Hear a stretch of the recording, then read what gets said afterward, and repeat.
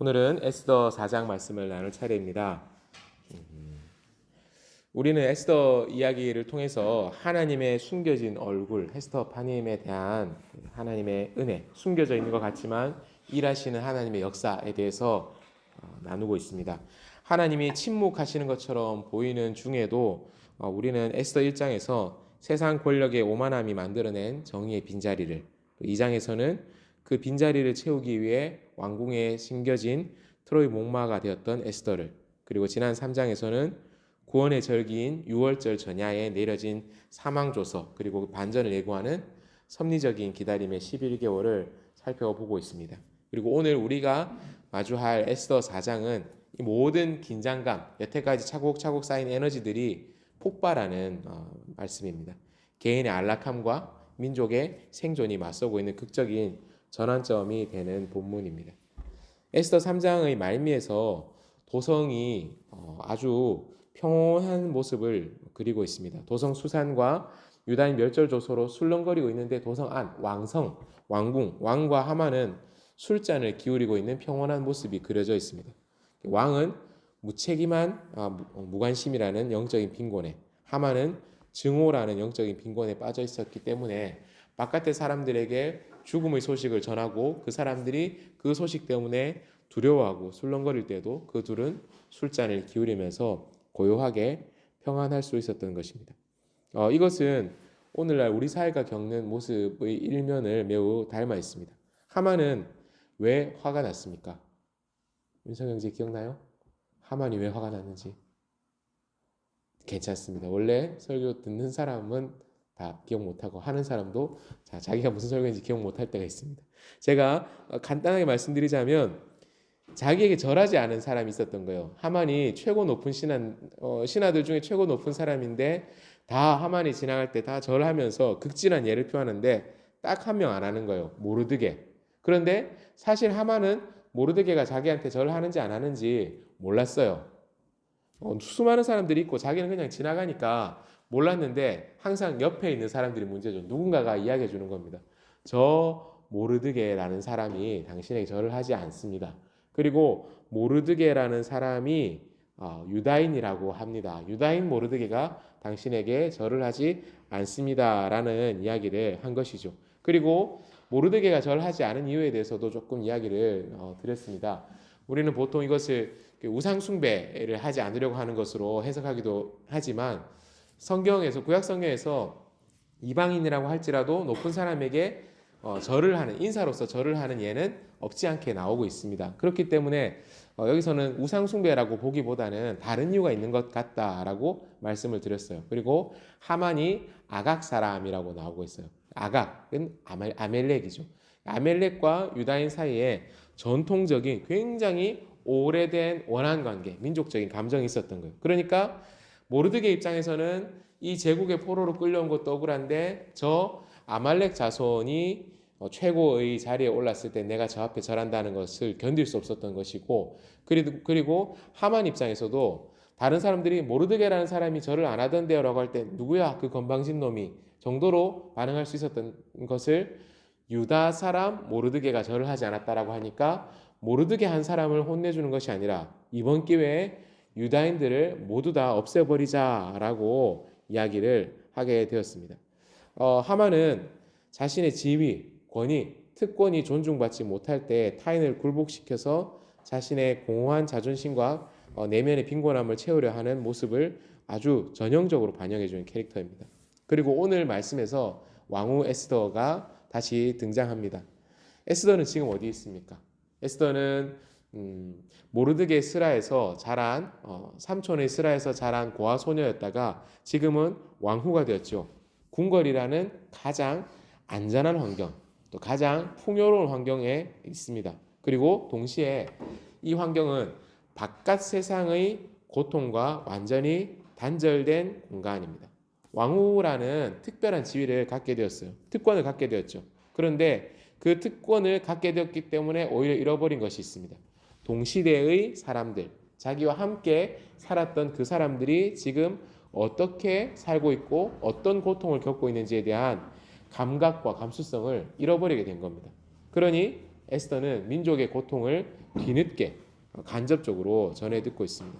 에스더 4장은 이 특권 속에 있으며 공적인 공감의 감각을 잃어버린 이들이 모르드게를 통해서 하나님 안에서 어떻게 하나님의 도전적인 사랑으로 회복되는지, 또 하나님 부르신 소명으로 합류하게 되는지를 보여주는 말씀입니다.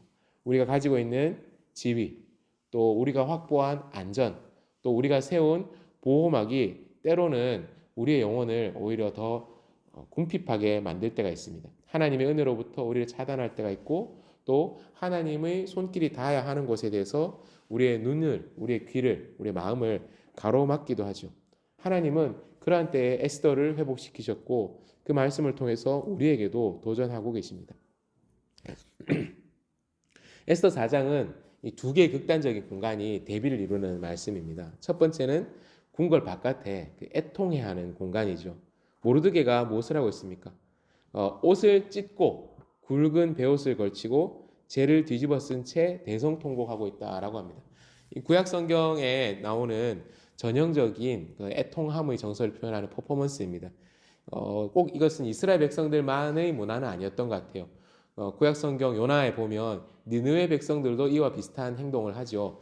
아마도 그 당시의 문화권에서 극도의 슬픔, 그리고 극도의 어떤 겸손함 혹은 비통함을 표현할 때 제일 많이 하는 게 일단은 자기가 원래 입고 있던 옷을 찢는 거죠. 그리고 굵은 베옷, 거친 옷을, 우리로 치자면 상복 같은 것을 입는 것이겠죠. 그리고 재를 뒤집었습니다. 재는 뭐냐면 흙을, 이렇게 나무 같은 것들 태우고 흙먼지처럼 된 것을 덮어 쓰므로써 나는 먼지 같은 존재다, 혹은 나는 죽어서 흙으로 돌아가니 이제 내가 사실상 무덤에 매장된 것이나 다름없다, 나는 이미 죽은 존재와 다름없다라고 하는 것을 선언하는 퍼포먼스입니다. 그리고 모르드게가 이렇게 하는 것은 개인의 애통함을 표현하기 위해서만이 아니죠.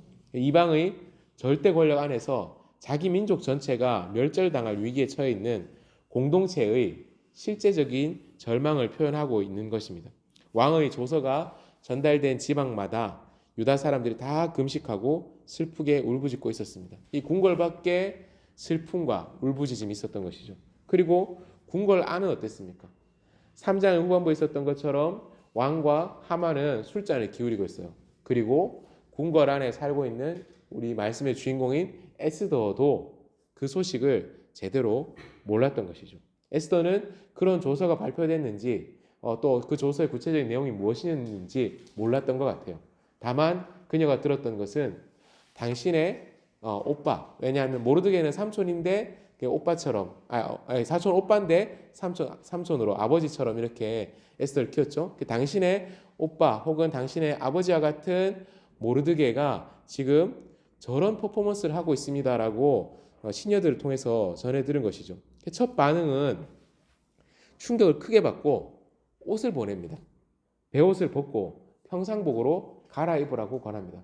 왜 그런 거 하세요? 라고 하는 거죠. 여기서 왜 이러세요? 라고 이야기합니다.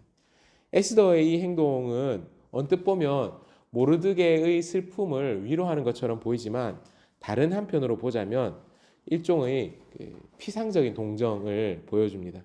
세상의 고통을 접했을 때 가장 안전하고 편안하게 자기가 있는 자리에서 고통받는 이에게 잠시 쓸 수 있는 깨끗한 옷까지, 물질적인 후원이나 아니면 입으로만 할 수 있는 피상적인 위로 같은 것들을 보낼 때가 있죠. 그런데 굵은 베옷을 입고 애통하고 있는 이 현장에 직접 나가서, 고통의 자리를 직접 나가서 공감하고 연대하는 것은 쉽지 않거나 주저되는 일입니다. 왜냐하면 그렇게 하면 내 안락함이 깨질 수 있으니까, 내 안전이 위협받을 수 있으니까 그렇습니다. 모르드게는 그 피상적인 위로의 옷을 거절합니다.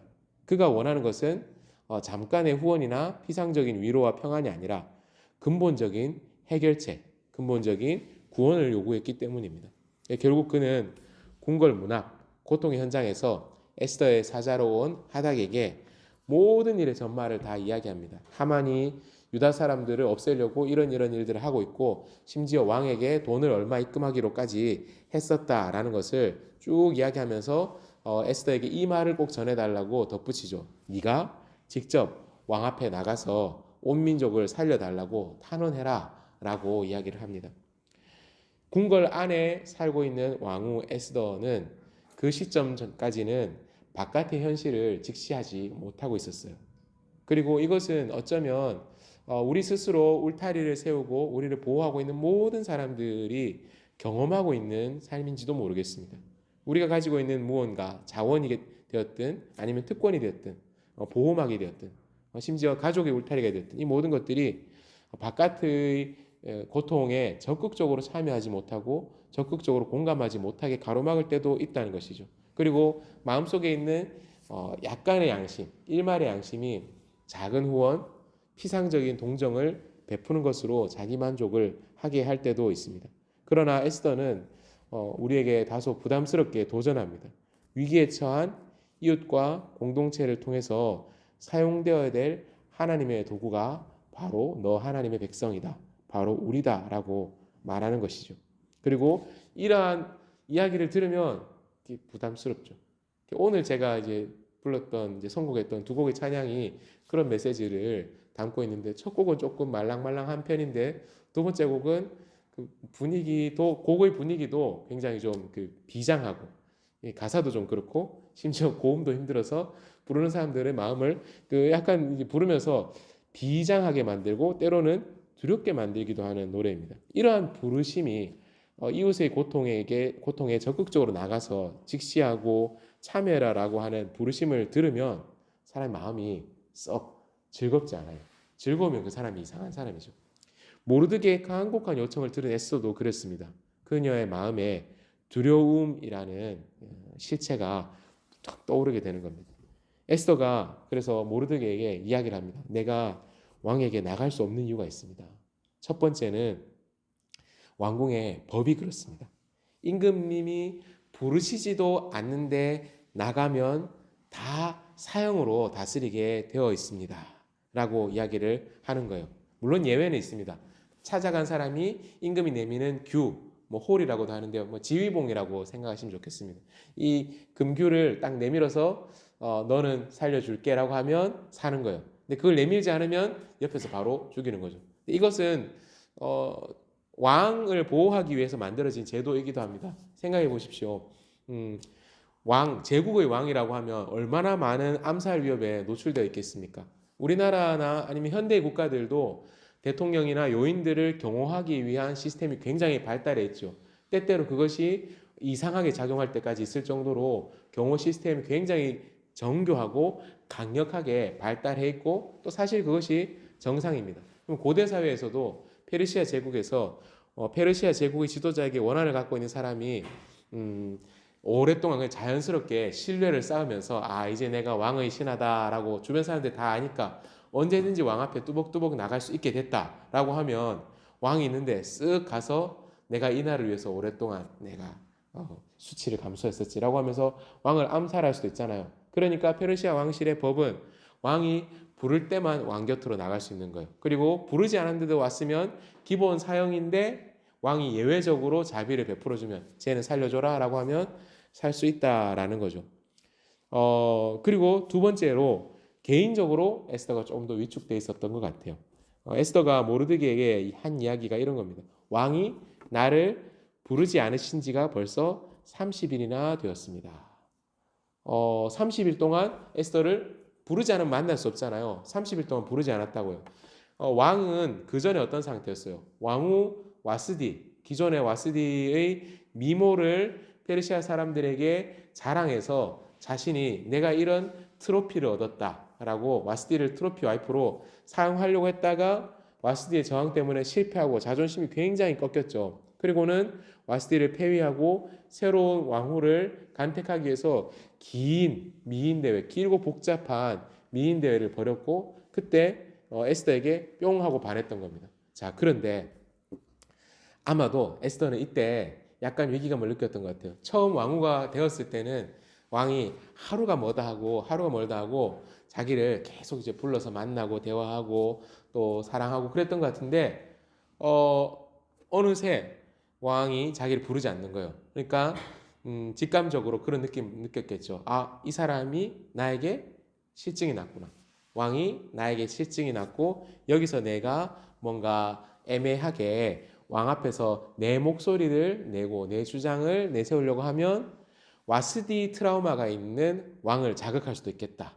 그러니까 내가 살려면 적어도 이 정도 상태를 유지하려면 왕의 심기를 건드려서는 안 되겠다라고 생각을 했겠지요. 왕의 관심, 왕의 사랑이 에스더의 안전망이었던 거예요. 그 왕후라는 지위가 왕이 한마디 하면 얼마든지 날아갈 수 있는 자리였기 때문에 이 그녀의 왕후 자리는 왕의 관심과 사랑 위에서 세워진 것이고 이 자리가 얼마나 허망한 껍데기였는지를 에스더가 의도치 않게 고백하고 있는 것이죠.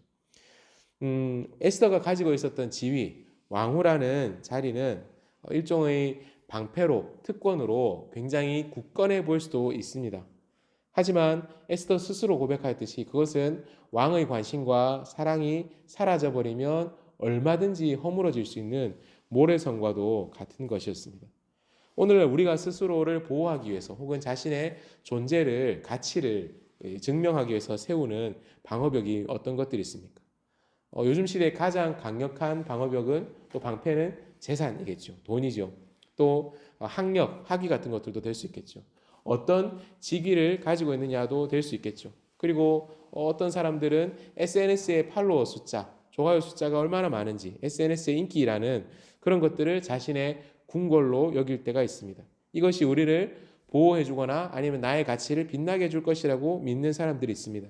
그러나 이것은 매우 빈곤한 내면을 보여주는 또 다른 특징이죠.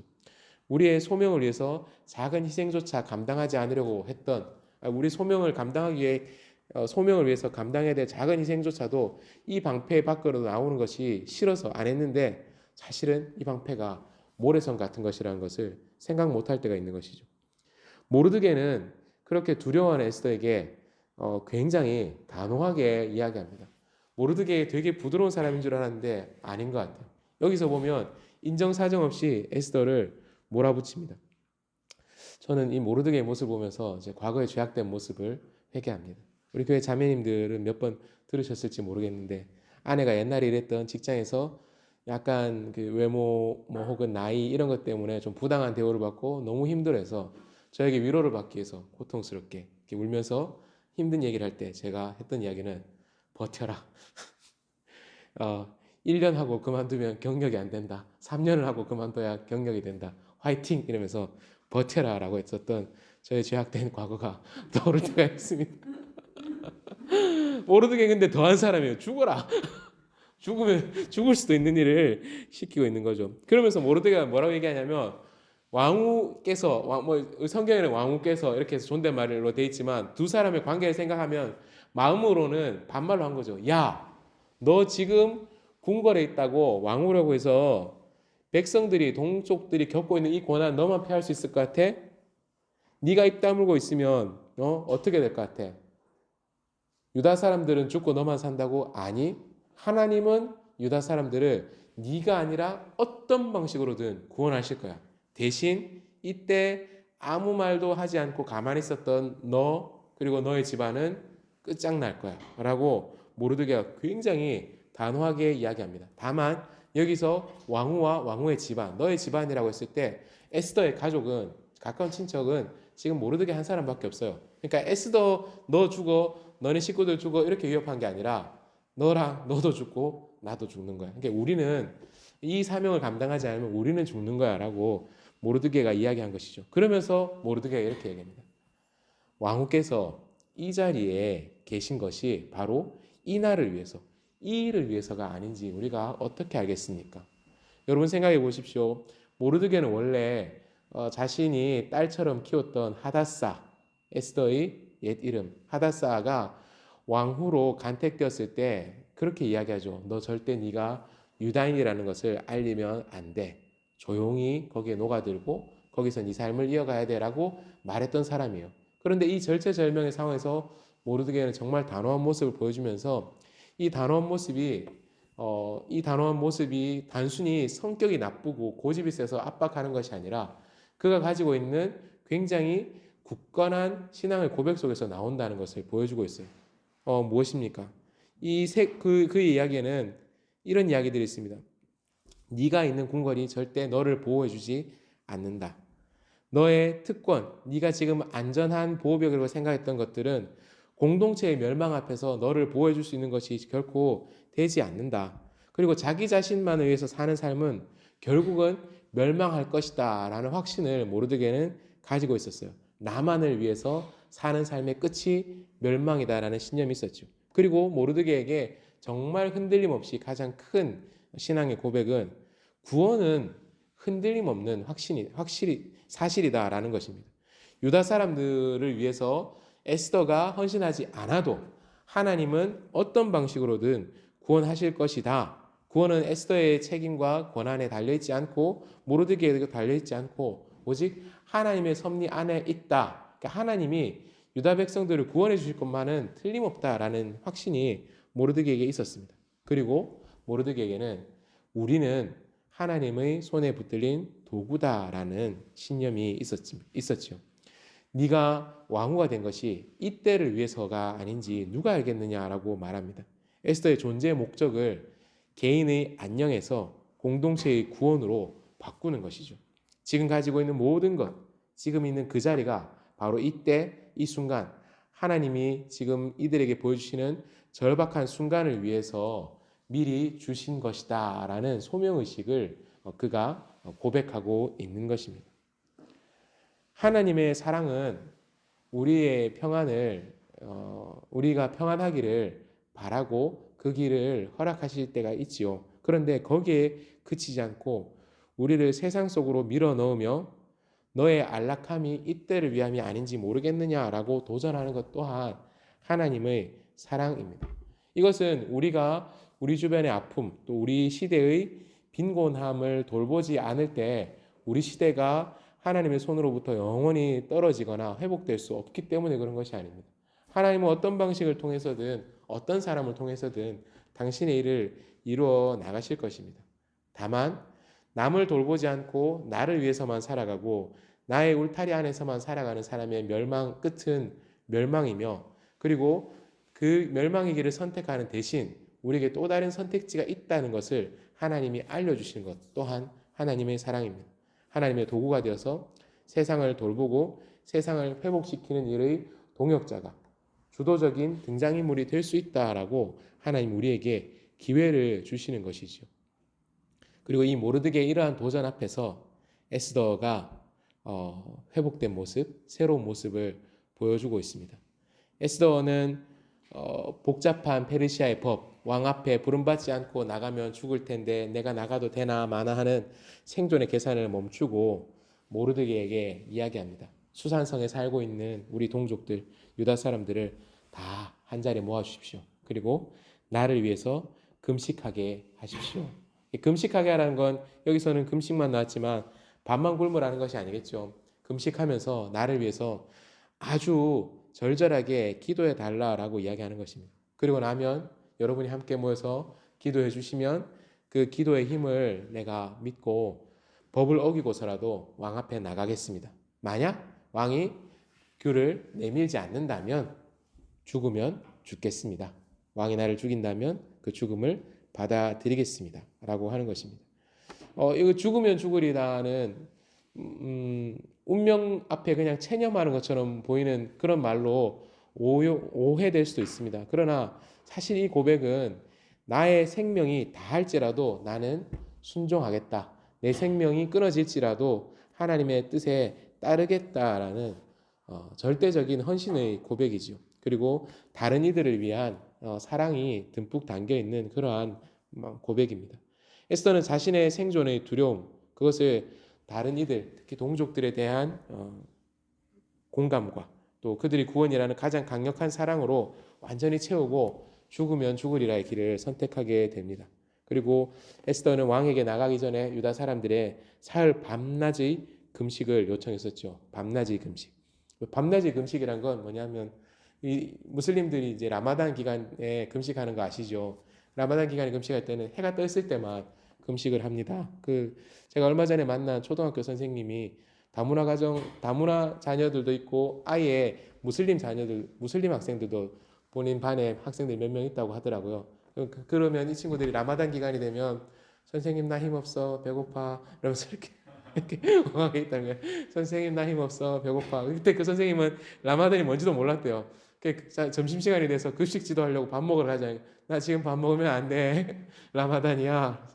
근데 저는 잘 모르겠는데 학교 선생님 말씀에 따르면 급식 지도를 해야 되는데 그 초등학교 저학년을 혼자 교실에 또 놔두면 또 안 된다 그러더라고요. 그래서 지금은 학교 안에 매뉴얼이 만들어졌는데 그 당시에는 어쩔 줄 몰랐다고 하더라고요. 근데 그 친구들이 집에 가서 해가 탁 지면 먹어요. 해가 지면 그 해 뜰 동안만 해가 있는 동안만 금식하는 것이 이슬람권의 풍습인데 그것이 아마 이슬람 고유의 풍습이라기보다는 그 이전에 페르시아 지역 전체에 있었던 문화적인 관습이었던 것 같아요. 그래서 에스더는 낮 금식 말고 밤 금식까지 요구하는 거예요. 세게. 라마단에서 낮에만 사실 굶어도 우리 해 뜰 때 먹을 수 있다 그러면 되게 기대되잖아요. 예, 무슬림들도 그렇게 한다고 합니다. 뭐 라마단 기간에 해지기 전에 해가 떠 있을 때 음식을 이렇게 하고 있는 거예요. 촤, 일몰 이런 먹으려고 음식을 이제 하고 하루 세 끼를 한 끼 다 때려 먹고. 근데 저는 이것을 이슬람 사람들의 그 금식의 풍속을 막 비판하는 그리스도인들에게 얘기를 들었지만 이걸 꼭 남을 비판할 때만 쓸 것이 아니다라는 생각을 해요. 왜냐하면 제가 옛날에 어릴 때 다녔던 교회에서 전교인 뭐 일일 금식 이런 거 할 때가 있었거든요. 그리고 그날 밤 자정까지가 금식이라고 생각하고 우리 아버지가 집에 오시는 길에 빵을 이렇게 사오셨던 걸. 그래서 12시 땡 하자마자 빵 뜯었던 걸 제가 본 모습이 기억이 납니다. 보통 금식의 기간을 요 정도라고 생각하고 견딜 수 있는 정도 이렇게만 생각했었던 사람들에게 에스더가 안해 밤에도 금식해 주세요. 밤낮으로 금식하면서 기도해달라고 이야기를 한 것이죠. 그녀가 그렇게 왕 앞에 나갈 수 있었던 가장 큰 이유는 내가 용기가 없어요. 나는 정말 무서워요. 그리고 나도 하나님께 기도하겠지만 그래도 나는 나 혼자서는 이 길을 가다가 쓰러질 것 같고 고갈될 것 같아요. 그러니 함께 기도해 주세요 라고 부탁한 거죠. 그녀의 용기는 한 개인의 철석 같은 의지에서 나온 것이 아니라 보이지 않는 하나님 앞에 온 민족이 엎드려서 연대해서 금식하며 기도하는 것을 통해서 완성되었습니다. 금식은 우리의 한계를 인정하고 하나님 앞에 긍휼을 구하는 것이죠.